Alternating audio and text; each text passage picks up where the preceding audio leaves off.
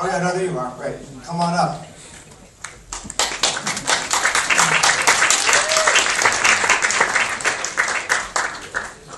My DP is also here. Kat Westergaard, come on up.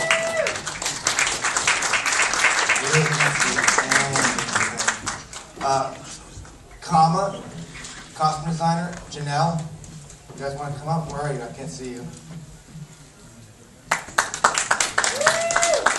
Amy, Clay. I know you're out there somewhere. Come on up. Thank you guys for sticking around. It's late. We appreciate it. Yeah, thank you for sticking around. What time is it? It's really bright, right? I can't see anything. Am I forgetting anybody? Does anybody have any questions? Here in the back. Oh yeah. Hi, my name is Erin Murphy, and I just wanted to say, what inspired you two girls to do this? Because this is truly amazing. Thank you. And it's so helpful. It really is. I mean, you know, I'm not going to go do that. It's just that We're happy to hear that you're not going to go do no, that. no. But I have had men troubles. I think everybody in this room as a woman has, but, you know, oh well. For me, I think the big decision maker was speaking with Austin. You know, he wrote this script as well as directed it, and it's really, you know, it was speaking with him and his passion for the project and his articulation and what he wanted, what he saw for this film and what he made. Ultimately, in my opinion, made it to be. I'm just really excited to be here. It's a great journey. I feel like for Shay, it starts in a world of realism that, like you said, we can all sort of relate to, that heartbreak of being dumped. And, you know, sort of goes off into that fun fantasy land from there.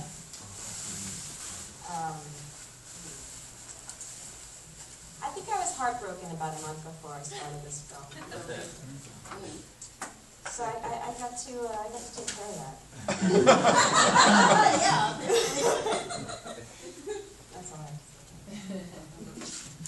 No one else wants to know anything else? Questions? Was this based off anything, or was it just something that came to you and it was a story you had to tell? What was the origins of all this? Well, it's not autobiographical. That's good. I mean, I feel like obviously this is a young woman's story, but I feel like being manipulated or lied to or taken advantage of is something that anybody can relate to. And so, as I sat down to write this movie, there was definitely a point early in the process where I was worried about whether or not I would be able to write something that's so clearly from a female perspective. But there was plenty of stuff in my own experience that I was able to tap into. People that I felt had wronged me, who I wanted to, reap revenge on. So in that sense, it wasn't difficult, and it wasn't based on any specific person, obviously. Is that an answer? Obviously. No. Is that an answer? Yeah, of course. Over here. So the film has like a very clear aesthetic of the shows, but rules amazing care and also to I was wondering if you could talk a little bit about how it all came together, because it's very realistic.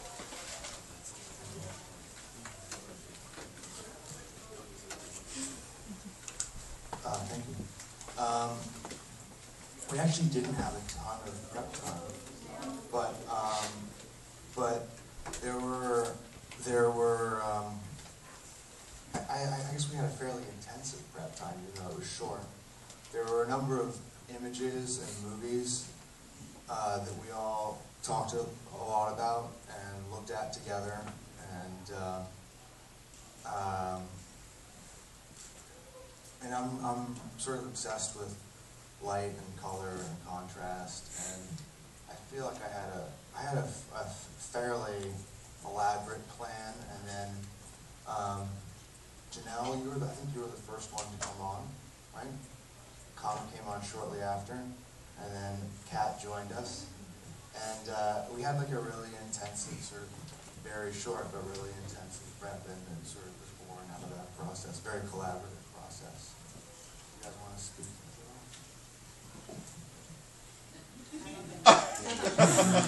I just want to point out how many women Austin hired. Can you believe that? For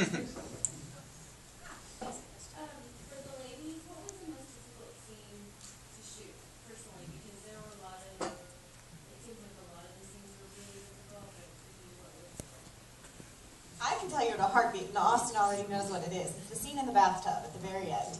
It is the only time whilst shooting that I got really frustrated because it was a very specific scene. That slow-mo is time-consuming, tedious. I'm looking at both of you two. Yeah. It's a challenge, and that was, I mean, we'd done 30 takes of the Halloween walk, and even though we probably only did 18 of the one in the bathtub, that was hands down the most difficult for me because I felt like I was drowning. Yeah, and you really, I mean, obviously you really see every little thing in that, and I think we did like 15 takes of it, but it was, we were shooting at 300 frames a second, so when we tried to go back and watch that stuff, it was like 5 hours of material.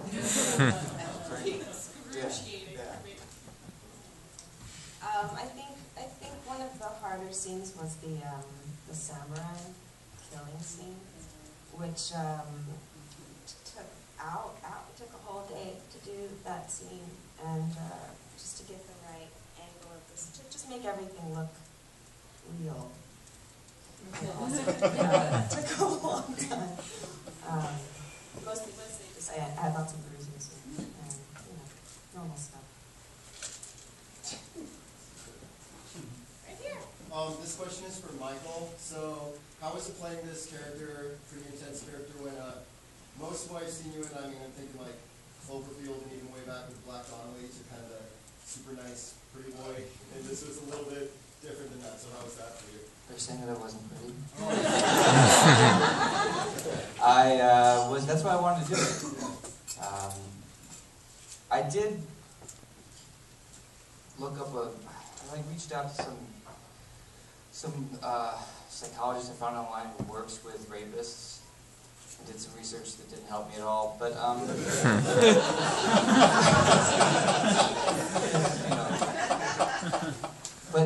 so to answer your question, it wasn't.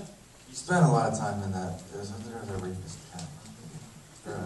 There is an amazing, disturbing website called like Confessions, True Confessions, something, where people can just go and confess things onto a message board.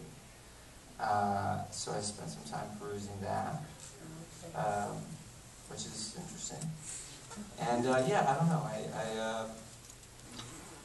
That scene was a bit longer at first, and but the movie has this kind of really nice fair poetic quality, so I was really happy with where it ended up. And does that answer your question? Okay, cool.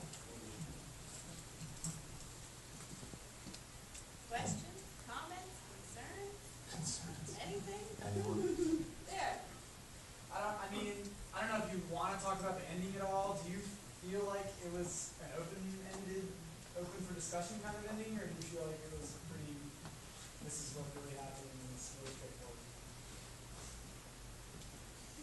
Is that what you feel? What was to say? That's why I asked you. It sounds like you know. Yeah, I like the idea of it being open for discussion, I guess. Not that that's no discussion here, but you guys can discuss. How did you feel? I was just, I don't know, I'm saying it's open for discussion. Excellent. Glad you agree. Excellent. All right, last question. Anybody have one more question?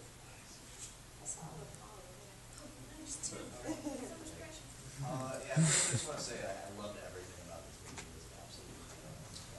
I guess I kind of have,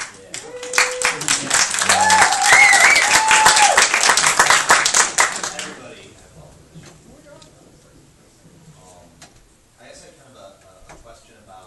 decision in the writing. I just was wondering at what part in the writing process it came on.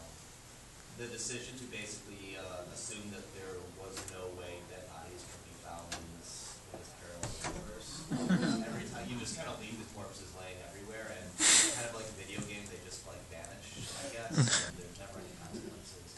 I was wondering like how you came about that decision, which I thought worked really, really well. And like at what point in the writing process did you decide to just do away with the formality of stashing bodies?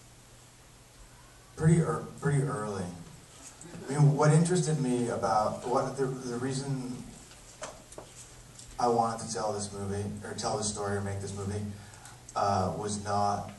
I wasn't interested in the CSI side of murder, and I was much more interested in the journey that Shay goes on, and. You know, whether you see it as actually happening or as a fantasy or as some sort of alternate reality or however you choose to see it, the police procedural stuff, what happens to bodies, it just didn't, it felt mundane somehow. Does that make sense? Yeah. And so the challenge, but sort of knowing that, the challenge fairly early on was trying to find places to leave the body where you could just kind of, like you said, like they're like a video game, you walk away from them and they just seem to disappear, and not have it be such like a niggling thing that it was going to take people out of the movie, and that was sort of always the challenge of it. But like I didn't want to get caught up in the minutia of like fingerprints and all this sort of stuff that police procedurals are made of. Not because I don't like those shows or movies, but it's just that's not what I wanted to make. I wanted to make something that was much more of a character study or a sort of psychological journey, sort of like Alice in Wonderland. She kind of goes down a rabbit hole, and what happens, and whether or not those people really died or what happens to them it's sort of inconsequential. It's about what happens to her. So there were a couple of points where, in the writing process, where I left a body someplace where it, I think, caused problems for people, like for a reader, or if it had been made that way, it would have caused problems for a viewer. But I hope that the dead bodies were left in places that you don't spend a lot of time thinking about what may or may not have happened to them. Does that make sense? Yeah. Thank you. Is that it? Did you have a question? If you could just talk about your film in relation to history or rape revenge, and where you see it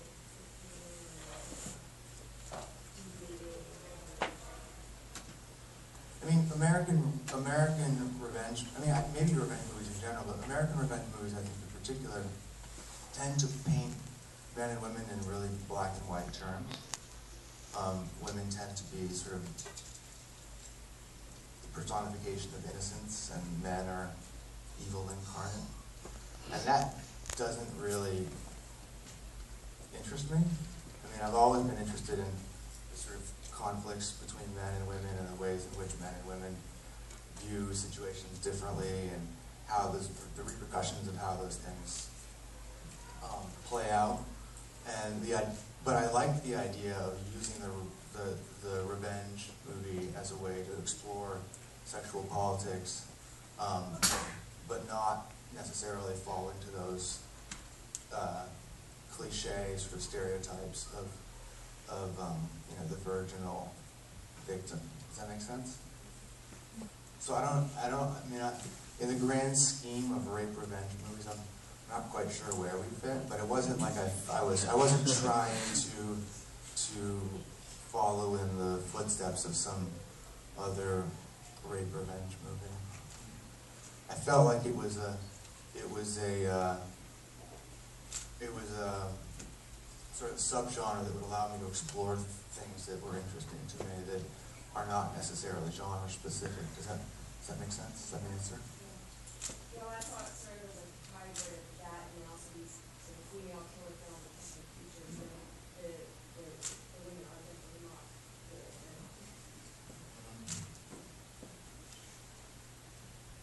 Could you put it in context of your other two films, which are like 3 films from totally different parts of personalities or whatever? I can't even reconcile sort of how different and adaptive you are from genre to genre. Oh, please. Just recently, somebody pointed out to me that Girls Against Boys and XXXY is basically the same name. You know, it's pretty much the same thing. And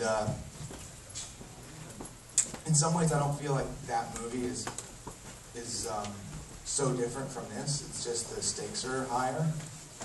I mean, they're both films that are about the complicated relationships between men and women. People just lose feet in this one.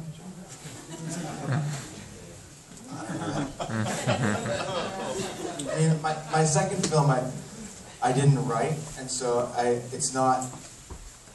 don't feel as connected to it in that sort of way. But I mean, I do tend to come back to the sort of same basic questions, which have to do with the ways in which men and women relate to each other. Does that make sense? Is that an answer?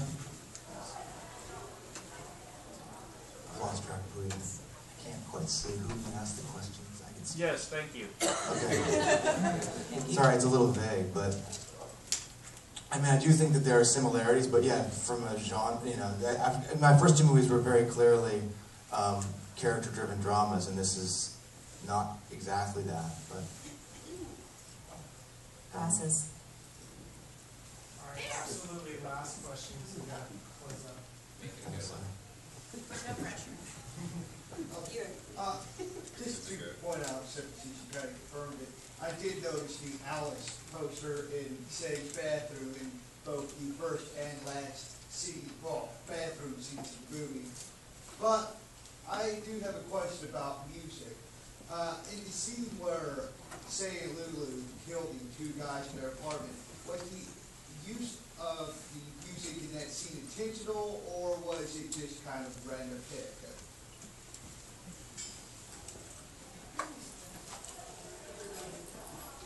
It was intentional. Yeah, I guess it was intentional. I'm not sure I understand that question. I mean, I picked it. I definitely picked it. Well, the lyrics, at least.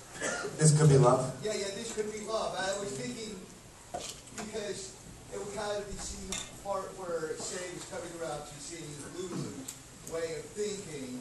I was thinking, well, was that use of this could be love intentional or not? Definitely. I mean, there were a number of things that went into the choice of that piece of music, and as is always the case in a movie of this budget, money was a factor. But I love that song, and I love the Cars, and I love the fact that the night before, his friend says none of that gay 80s shit, and they come back and he's listening to the Cars. I actually don't think the Cars are gay 80s shit. I think the Cars are amazing, and we probably could have found gayer 80s shit.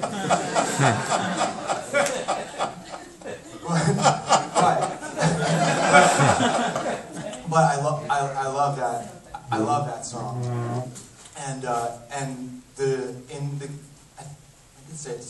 in the case of all of the choices of music, the specific lyrics were definitely a factor. I mean, the song that plays in the scene where Lou shows up at the Halloween party is all about being inside somebody's head. So yeah, they were all very intentional choices, I guess. Although that said, when I wrote the script, there was another song that I had in mind that didn't work out, but I was really happy with what we ended up with. Got an answer? Yeah. Cool. Thank you guys so much for coming out.